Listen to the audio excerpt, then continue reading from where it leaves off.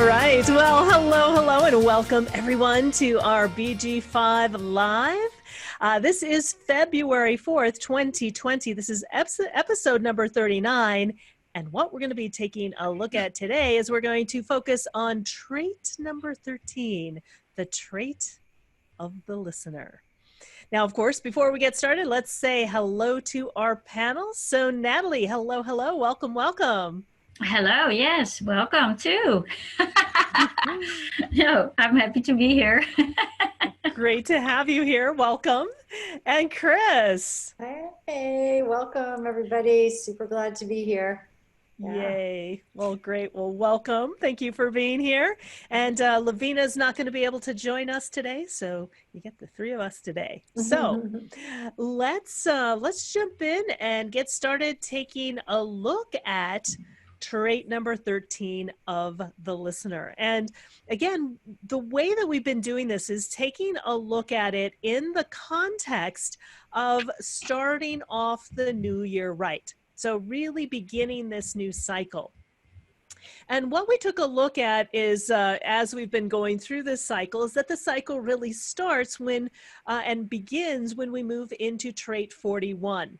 Again, trait 41 is the start codon. It's the dreamer. We moved into that in January 22nd. Again, patience is a virtue. So we're still in the process of getting up to speed in this new year. And last week, we took a look at trait 19.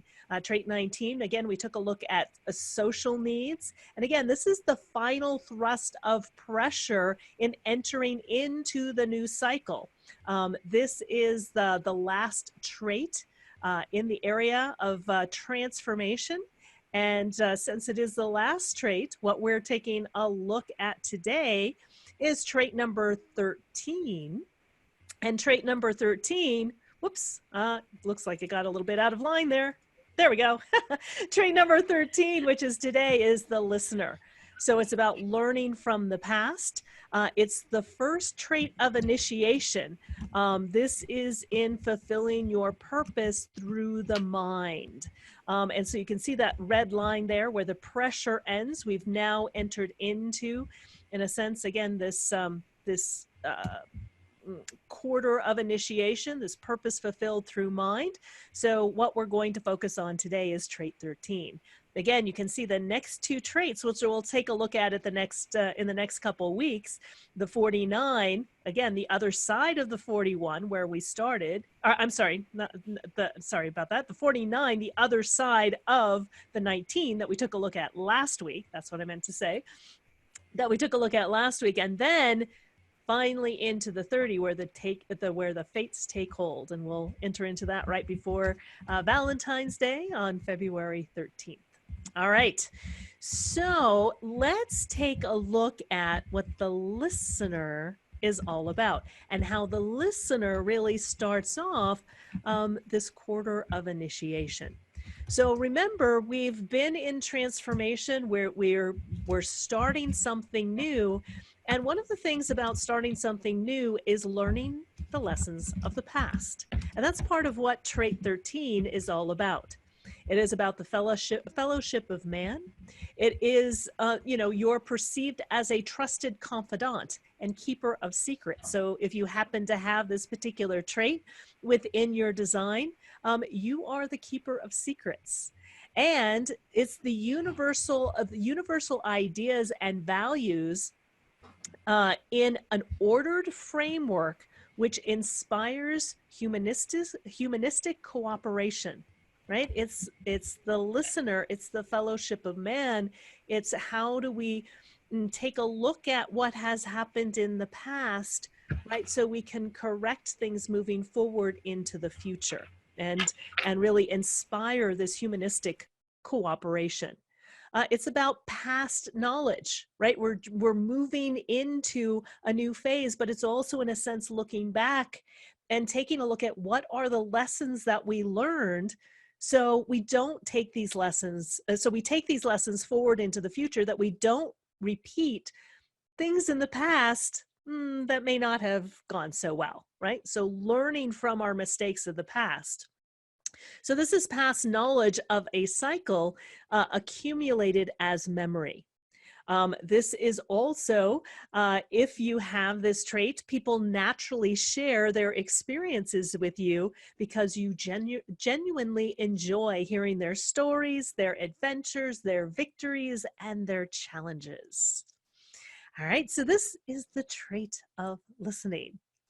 So I know, Chris, you were just you were mentioning that you were just teaching the Profit Potential workshop, and you're focused on identity and direction, and you were actually talking about trait 13 today. I'd love to hear your insights on trait 13. Well, it's interesting because I don't have trait 13. I have the 33 opposite it. And I was just sitting here and I was thinking about it, and I was thinking about how interesting this trait is. What we were talking a lot about is that often in this trait, if you have it in your design and it's one of your profit potential traits, that there's always like, well, you have these secrets, like, you know, think about the 10 secrets to whatever and this and that. I mean, just think of all the names of the books that have, you know, the secret in there. And I was thinking to myself of how uncomfortable it is for me. So I'll step back for a second. As a therapist, as a former therapist, you know, confidentiality was like gold. I mean, that is it. If you don't have confidentiality, how do you build trust with your clients? And so for me, moving forward and moving into the coaching realm, confidentiality is huge for me still. It is a big piece of something that I value very much with my trait 50. And what's so funny is that when we get into this, like whenever somebody's like, oh, I have all these secrets to how you do these things, I get very uncomfortable with that. I feel a lot of pressure to keep the secrets. I don't like keeping the secrets from people. Like, you know, sometimes my husband would be like, God, you know, like if we try to surprise the kids or something, I'm like, I can't, I like want to tell them that, I want to give them hints or something like that. And so it's just funny. I'm just kind of laughing at myself. And yet at the same time, when it comes to my clients, it's like lockdown, you know? So there's this interesting place where I feel a lot of pressure to reveal secrets. And yet there's like a line there that is just so cut and dry for me. So I was just noticing that and kind of chuckling to myself about the whole thing around secrets. Very fascinating. Love it. How about for you, Natalie? Yeah, so I don't have either, but my daughter has the full strength of 1333, and it's actually quite interesting. She is only 13, and the other day she doesn't know what she wants to be and so on. And the other day she said, you know what? Maybe I want to do something like psychology because I'm a therapist. People tell me their things, you know, they trust me. And as young as she is, right? So her friends see her as the listener, as the one that they can go to and talk about their stuff. So it's fascinating how it's just the energy of her being, so to say. So I said, I'm really good at that, Mom.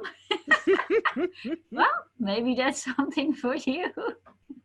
Yeah, I can see it. Yeah. Exactly. I do have it. I have it as my driving force, as my conscious driving force. And it is fascinating. It is amazing what people end up telling me. Like I often hear people say, I've never told this to anyone, right?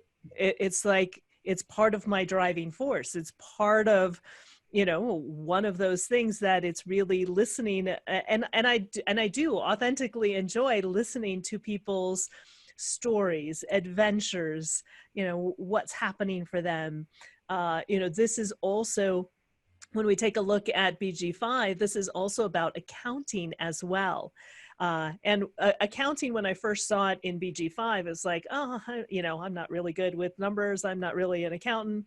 But it's not only accounting number-wise. And what's interesting is that I always end up being the treasurer or recognized for that, even though I don't think I'm very good at it. But I also, one of the things that I do is every year I put together a book of photos for my family. And so it's sort of the history keeper of the family. And so the books just kind of go through photos that we've taken throughout the year. And so that's another type of accounting as well. So it's almost like, you know, this is really about capturing secrets, but also capturing memories. And that's really what those books are all about, for me, is capturing the memories, capturing the, you know, the essence of each year based on the photographs that are taken. I'm the family photographer, so every time, you know, we get together for any type of group, I'm always the one that's, you know, taking pictures everywhere so that I can put it into this group or into this book. So I find it, and again, it's part of my driving force. So there's like a driving force to, you know, collect the memories, to put them together, to you know, keep them relevant, to, you know, learn from the past. You know, my public role is also the pioneer and the authority. So learning from the school of hard knocks, you know, reviewing back, seeing what doesn't work, reviewing those stories so that you don't repeat the mistakes of the past. And how is it for you to see like all of these books with secrets and those webinars? This sort of 5 secrets of. I love them. Yeah. Yes. I love them.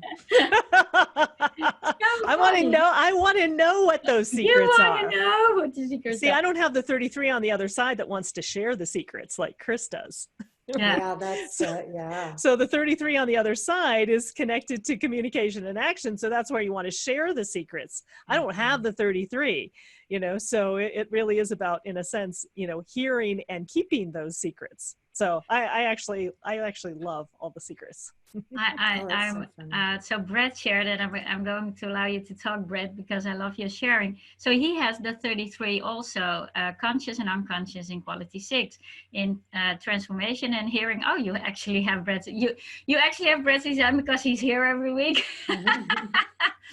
Great. And he shares so brilliantly. So. Yeah. So and also hearing the word secret drives you crazy. Well, please share, Brett.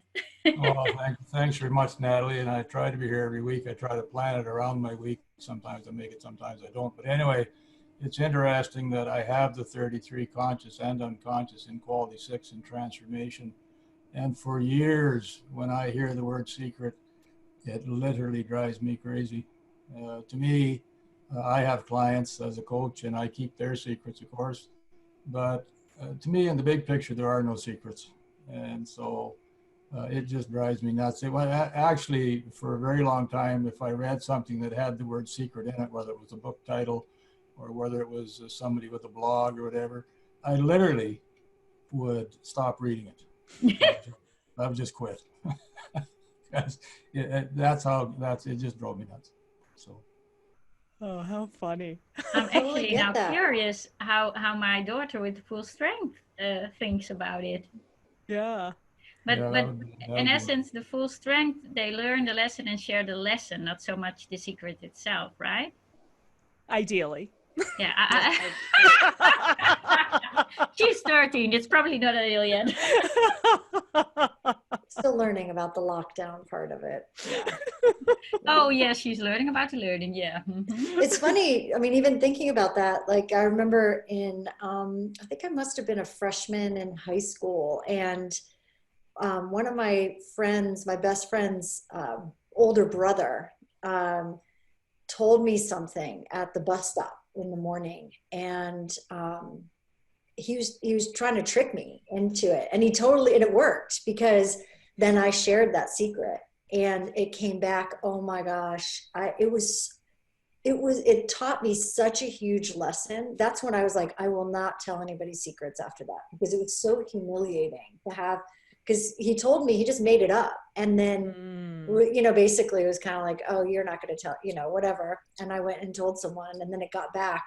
And I was like, oh, I will never do that again. I mean, it like makes me sweat thinking about it. Yeah. But I mean, there's where we learn the wisdom, right? We Right. learn the wisdom of what it's like to tell those secrets, or when we shouldn't. One of the things I also want to just point out about this trait, 13, is that I often do a lot of work virtually with clients, and often I use Zoom like this so I can see their face. But for a long time, I was just doing it over the phone and I didn't have video. And what I noticed is every time I worked with someone who has the 13, I could feel,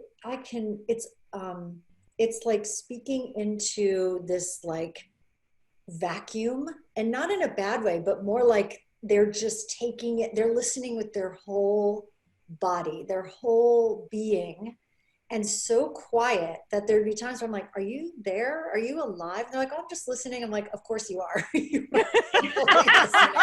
And it's just this, but it was almost like the words were literally just being pulled out of me. And it's just a really fascinating electromagnetic there between the 33 and the 13. Yeah, very interesting, very fascinating. Yeah. Could I just add to that? Sorry. Yes, please, please. Karen.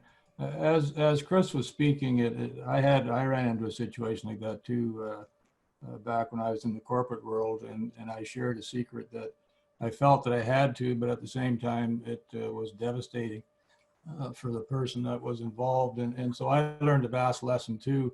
But as Chris was speaking, I was just thinking that perhaps the reason that secret hits me so hard is the fact that somebody believes that they're sharing secrets when they're writing a book or a blog, or when they're sharing something. And are they in fact sharing a secret, or is it just something that may not be common knowledge? Yeah. Right, right. Yeah. My Right, kitty because also if it's wants just to the share marketing, right? If it's just a Right. marketing ploy, then it's Yeah, like, come exactly. on, give us, tell us what's real and authentic. And that's that escalating the secret, like, making it bigger than it really is. And so a really good secret is one that actually is true. And if they're not true, that's when we really start to have this pessimism and this sense of like, yeah, whatever. Yeah. Yeah. Everybody's saying it's a secret, and it's not. Everybody knows what these are. And so. Yeah. Is it in fact a secret? Yeah, Exactly.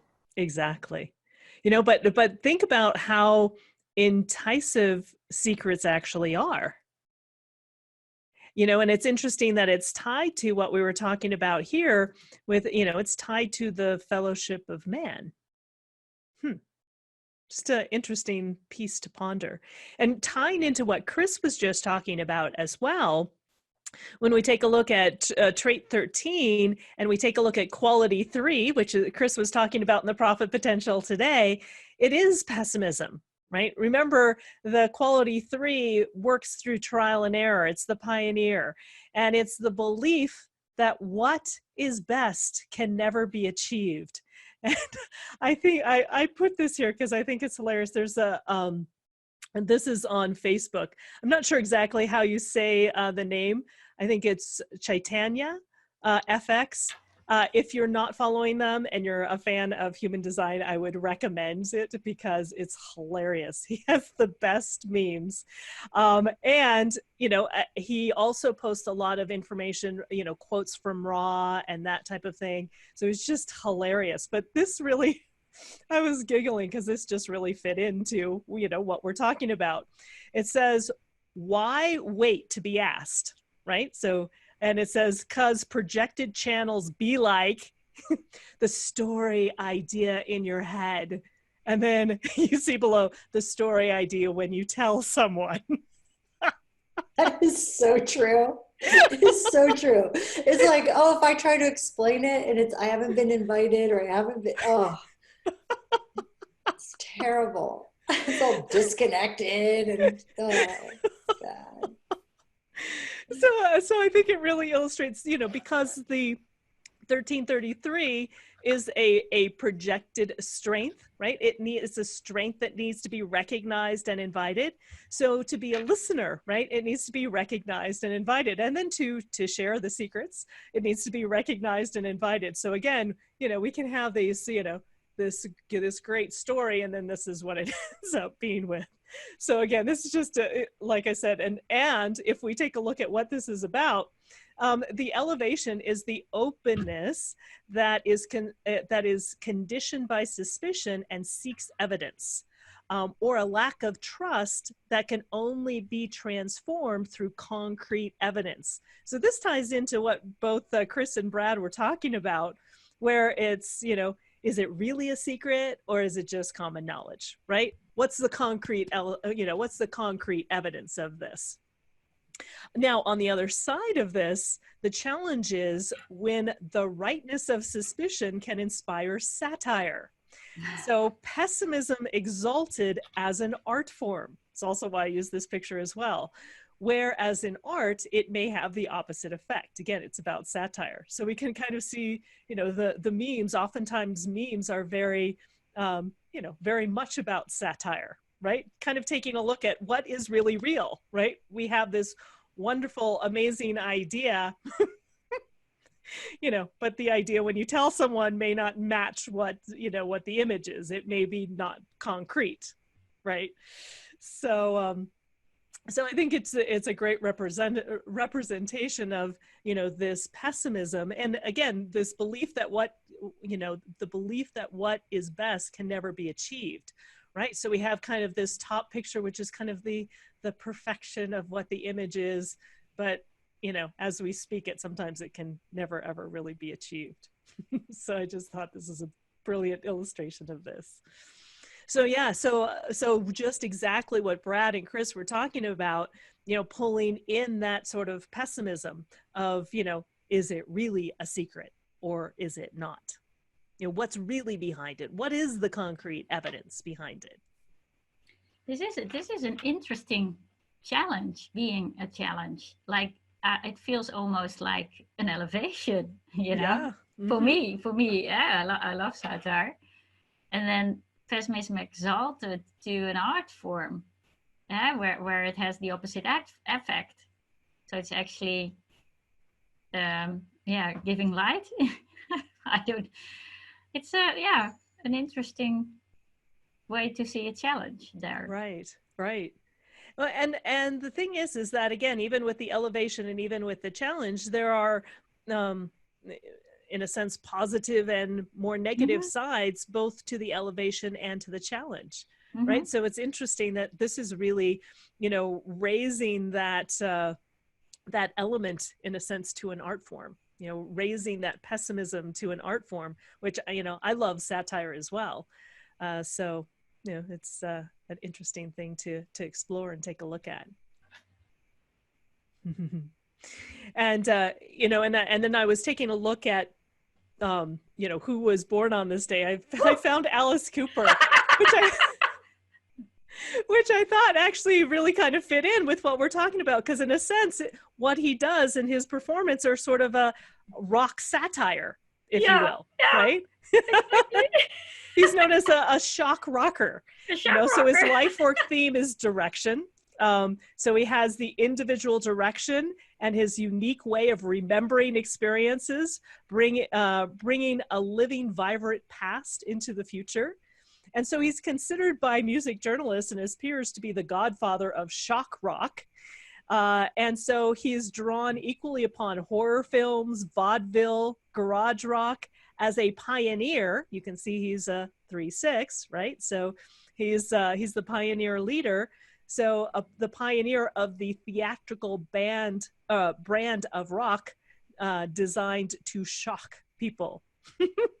So again, it's kind of that sort of satire of rock, this sort of, you know, again, I always find it fascinating how we can see sort of elements of what this piece is all, you know, what the trait is all about as we take a look at people who are, you know, that we know a bit about, or celebrities and that type of thing. So I just find it fascinating.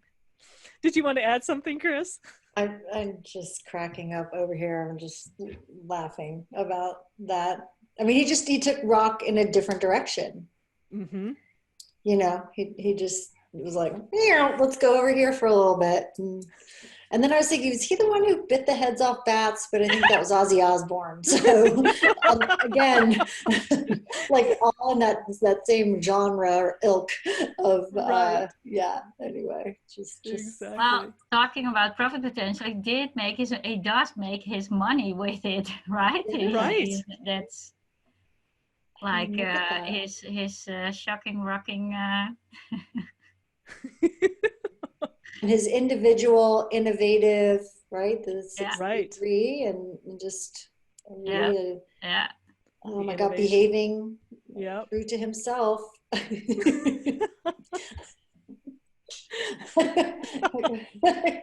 Oh God. Well, you gotta love it, right? That Yeah, creative exactly. expression. This is his creative expression. Exactly. Well, is there any comments or anything else in the Zoom room or in the BG5 live? I don't see anything on Facebook? No. Facebook right now. Yeah. Well, we might actually have a short one today. Wow. That's shocking. I know. Yeah. You know, it's the more about the listening and the taking it in, right? It is. It is. You know, and it's that pause before we really move forward to, again, take a look and learn those past lessons. So once again, if you're new to BG5 and human design, you can get our free report from the BG5businessinstitute.com. You can get a free report, learn a little bit more about your career design. Also, we have the courses now underway, but you can still check them out. Lavina is just in her second class, so you can jump aboard in the BG5 Foundation course. We'll have another semester starting in May. And again, our semesters start in January, May, and September. So again, if you want to start any of our courses, that's where we begin. And also with our profit potential workshops as well. Chris is right in the middle of the drive and stamina and identity and direction. I'm sorry, not drive and stamina, sorry. In identity and direction, there we go. Identity and direction, and I'm doing the survival instinct currently. So again, we're constantly going through each of these workshops as well. So we have a few comments. Though, what's that? now. We have a few comments. Oh yeah, in, please. Questions on the BG5 live page or on Facebook. Christine says, you've all been so fun with this today. It's great to hear different points of view. Thank you.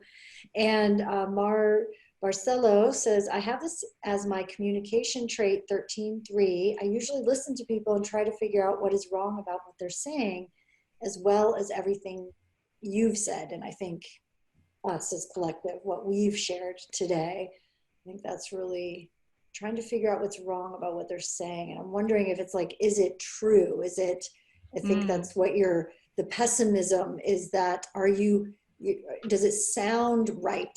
Does it sound like what they're saying? You know, are they being real? Are they being authentic? Are they being true to what they're saying? And then we also had another question. Grace asked, how would you share about this information differently in a corporate setting? My very short answer to that is join us in certification if you're not already in certification, because that's exactly what we do. But a different answer, if you'd like to expound upon that, Karen or Natalie. Yeah, I think it is, you know, one of the ways that we often talk about how we introduce this in more of the corporate setting is linking it to something that they're already familiar with. What most organizations and corporations are already used to. And again, it depends on where you live. They may or may not be. So, but what I often do is tie it to personal assessment tools. Right, so personal assessment tools like Myers-Briggs, Strengths Finders, DISC. In most corporate settings, they have used one of those assessment tools to try to figure out people's personalities, what they're about, who they're about. And so typically the way that I approach this information when I'm dealing, in the business world and in the corporate world is talking about, how you take all of those assessments and they have all of those different questions. Well, I have an assessment tool that is only 3 questions. And with those 3 questions, you can get to more depth than you can answering any other question. The questions are very mental. And depending on why people are taking the assessment, when they're taking the assessment, how they're taking the assessment, they may answer it in different ways. Here, it's based on 3 facts. It's based on 3 questions only. Are you interested in knowing what those questions are? And even when you bring up the birth date and birth time and birth location, they now have it in their head. Oh, it's an assessment tool, right? And a lot of them are tired of answering all of those questions and find it really annoying. And are like, wow, only 3 questions? And you can do that from just those 3 questions? So it really piques their curiosity. And then when you actually show them, and share with them what their career design is all about, and it rings true, they're sold. They're sold. Yeah. Yeah, it's interesting. I also will talk about it. I was just doing a presentation at MindBody, and they are huge online. They do a lot of online work, a technical company, and did some work with them. And the way I explained it is it's like a motherboard. And it shows us what is turned on all the time and what isn't, and it's very objective. So just like Karen was saying, most assessments are subjective, where people have to subjectively answer questions, and then there's a lot of time spent trying to figure out, well, are you in this bucket? Are you in this one? Is it this or that? Where it's like with us, we give them 3 points of data and objective data, and then we can show in a very impersonal way, a mechanical way, about what the dynamics are that are happening.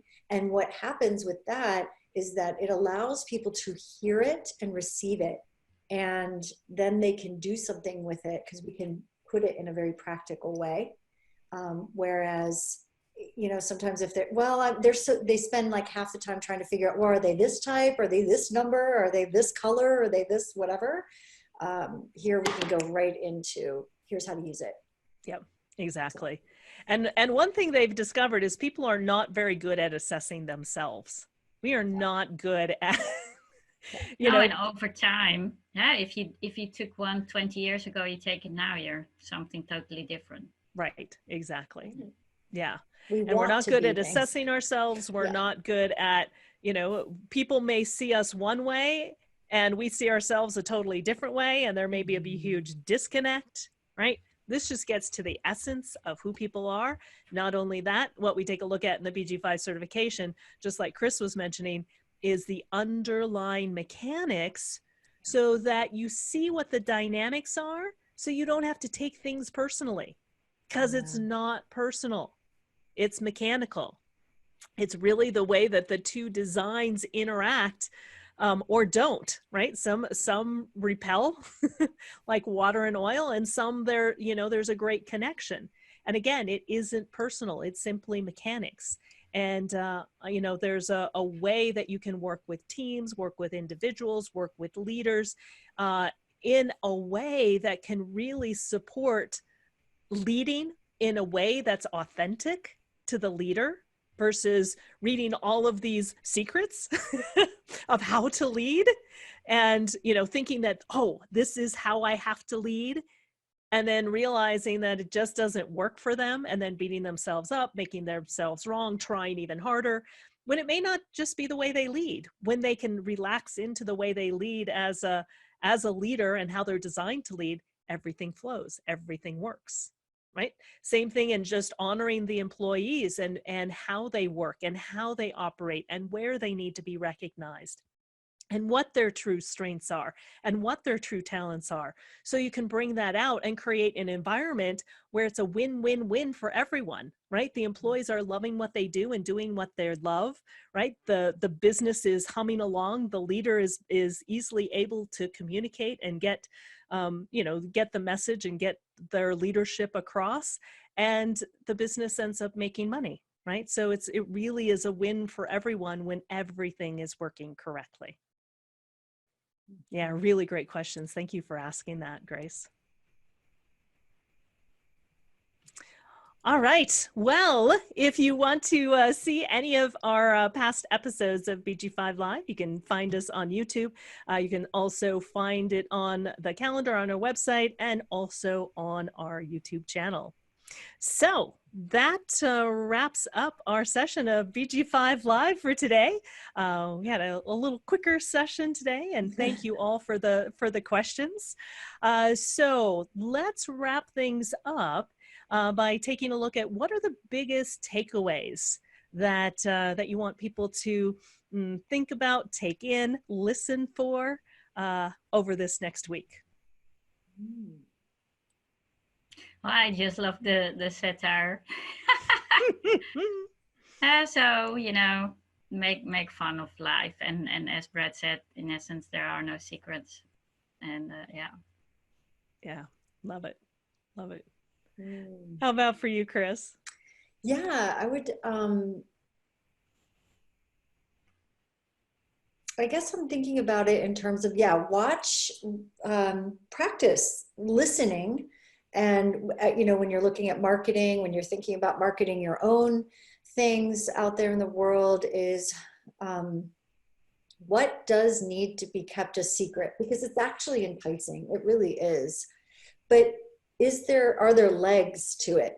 Is it legit? Do you have evidence behind it? Because if you don't, you can ruin your reputation, right? By having these secrets. And so and understand too, that you do have a fractal, and that your secrets and the way that you describe those secrets, the information may not be a secret, but your people might hear it as a brand new way of doing it. So there's no right or wrong here, but have some fun with it, and notice as you're listening, as we're having trait 13 activated right now, listening to what is real, what is not real, and looking at your own marketing and your own communication. Are you listening to other people? Are you communicating in an authentic way? And have some fun with it. Yeah, beautiful, beautiful. And, and I was tying into that, I was just thinking of, the fellowship of man is in listening. And often we say, talk less, listen more. And it's not about hearing, it's about listening. So listening what's, in between the lines, listening to what's really there, listening that to, what are the secrets that aren't being said in what people are saying, right? There's a lot that gets communicated when we simply listen. And what ultimately connects us, what ultimately keeps us connected is continuing to listen and to learn the lessons from the past. Learn from the mistakes of the past, just like what Chris and Brad were sharing, so that those lessons don't repeat themselves. And it's, in essence, part of what we're here to learn and understand as human beings, right? This is part of our memory. This is part of what we remember.